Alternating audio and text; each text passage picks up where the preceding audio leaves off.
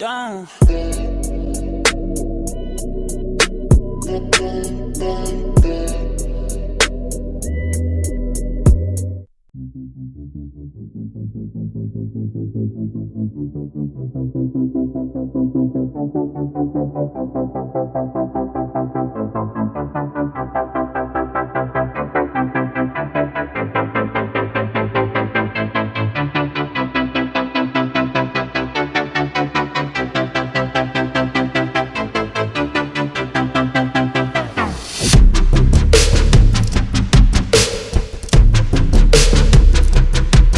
What is up, y'all, and welcome to another video. If it's your first time stopping by my channel, I'm Jeffro, and this is Jeffroz FishKeeping. Working in the fish room today, doing something that I've been procrastinating for like the last month. I'm setting up a new rack for breeding plecos, and I'm taking you guys along with me. Hopefully you guys enjoy. What is up, guys? Bought this little rack from Menards a few weeks back and decided to go ahead and set it up on the $1 per gallon sale a few weeks back.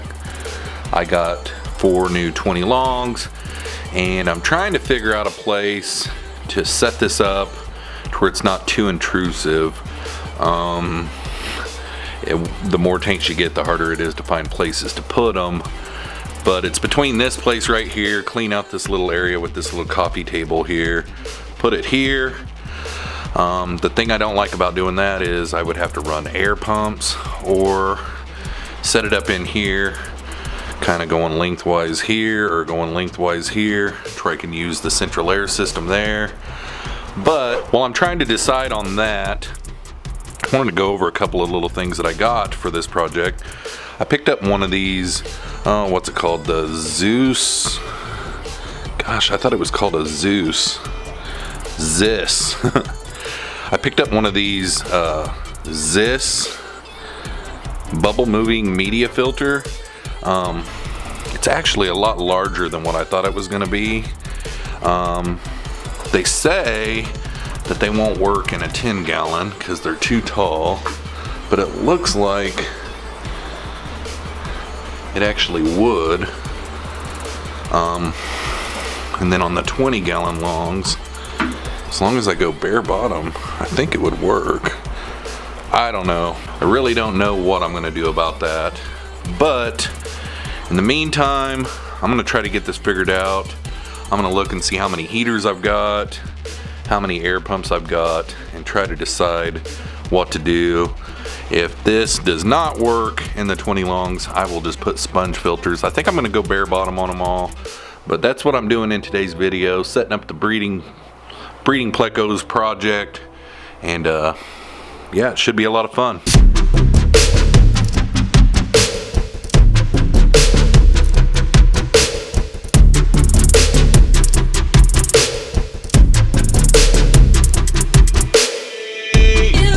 Alright guys, couple things to talk about.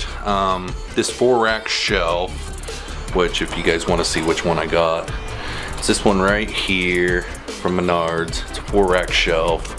I was thinking I could set it up like that since the 20 gallon longs are so shallow, but in order to have enough arm space to get in and do maintenance in the tank and stuff, I went ahead and spaced them out like this. And since I did that, I was only able to get 3 on. That's okay. I've got 3 different breeds of plecos that I want to work on for this breeding project, so I was going to have to come up with another to do the other one. So now I'll just have another 20 long to do for another project, but I'm not really liking it over here. If I do it right here, I have no room to get in and do maintenance at all on anything here. The biggest reason why I would like to do it over here is for the central air system, less electrical I have to hook up. Then a person would think maybe we could do it like this. I would be okay with that, but that does cut down on walk room for my teenagers. You know, so I don't know. I don't really want to put it in the living room. The biggest reason why I don't want to put it in here is just too much electricity. I'm gonna have to run heaters on every one of these, so that's 3 heaters. Then I would have to run 3 pumps, that's 3 pumps, then lights. So there would be 9 things have to be plugged into the wall, where if I do it in here, I only have to have 6 things plugged into the wall. So still haven't made up my mind yet. You would think I would, since I've had this project going for a while, but the more tanks you get, guys, the harder it is to figure out a place to put them. Yeehaw. I'll check back in once I get it figured out. Also wanted to show, I almost forgot, this filter is gonna work in these 20 longs, guys. So if you look, it's below the rim and it's not all the way down to the bottom. I do not see a reason why these new Zis filters will not work in a 20 long. Someone said on my live stream the other night that Corey was saying that they would not, but if you look, it's not all the way to the bottom. I'm gonna go bare bottom on these. And it's not all the way to the top. And we're upright. I'm gonna have a central air system hooked up to it, so I'm gonna go with these. I'll have to wait until they get cycled and all that kind of stuff, but that's okay. I can wait a few weeks to put fish in here, so I'm gonna go with them. Can't wait to see them going. All right, guys, I went ahead and decided to do it like this. And right now what I'm doing is I'm getting all the filters set up. This is how it comes from the factory, just like this. It comes with these really nice heavy duty suction cups that really are hard to get off once you get them in place. But I've already got, the airlines ran to 2 of them. And yeah, that's all I'm doing. So I'll probably go ahead and time lapse through all of this, and after I get the tanks all filled up and all the filters going and everything, I will check back in with you guys and show you a close-up.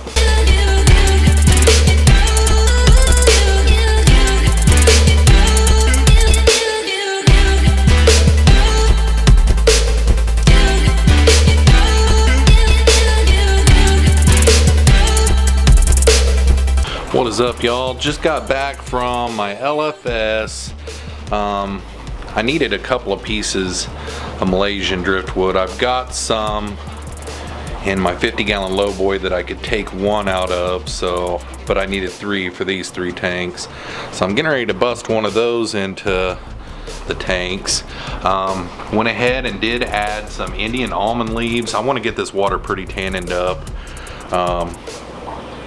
I did go ahead and go with bare bottom, and I did not paint the bottoms, and the reason why is because I'm going to keep these tanks dark all the time. In upcoming videos, I'm going to be pulling some of my plecos that I have in the house for some breeding projects for these 3 tanks, and I'm going to go dark. I'm going to make sure that these tanks just stay, you know, ambient light during the day, just, you know, a little bit of light during the day, but then at nighttime, you know, just dark. The only time I will use the lights on these tanks is whenever I'm filming them, and that is it. And I went with a lower light, these Aquaneat tricolor. I think there's blue, there's like purple and white. As you can see from all my other tanks, it's a different light on the tanks, you know, it's a different lighting. But now this room is got quite a few tanks in it. Yeah, so went bare bottom. In this one I went ahead and moved the slate cave, got some bubbles on the glass still, so it's kind of hard to see. I did go ahead and slam a sponge filter in there that cycled. That way I can go ahead and add plecos to this one probably by next weekend, I would say. Let's see what else. So the Aquaneat lights, we got the Zis filters in the back, which I was hoping that by the end of this video they would be fluidized and you guys would be able to see the little balls floating around. But if you can see on that one, a few of the balls are floating around, but it takes a while, I guess, to get them going. And once they get fluidized, they will all be jumping up and down like crazy. I don't know if I move the light over here. You can just barely Barely see them on this one moving, but anyway, I am gonna go ahead, well, I still got you guys here. I'm gonna go ahead and cut the tags and go ahead and put this piece of driftwood in here. One of those wherever it falls type things. Oh, got another piece of plastic up here I need to cut. I figured it would sink immediately. These usually do, they're so dense. Alright, so I got that. And I'm gonna go ahead and put this other one in there. So I'll put you guys down and put you on the tripod, and I'll check back in after I get done with this, but I'm gonna go ahead and add wood to these tanks, and then I will be right back. Alright guys, we are back. So I went ahead and added the driftwood. All three of these are Malaysian driftwood, and basically they're going to be in this tank just to add some tannins and to add some nibbling stuff. I know my Cheese Creek, I'm going to end up putting them in this tank, I believe, up here, and they will be the first ones that I will do. And then I'm going to do the L182s and L183s in the bottom two down there.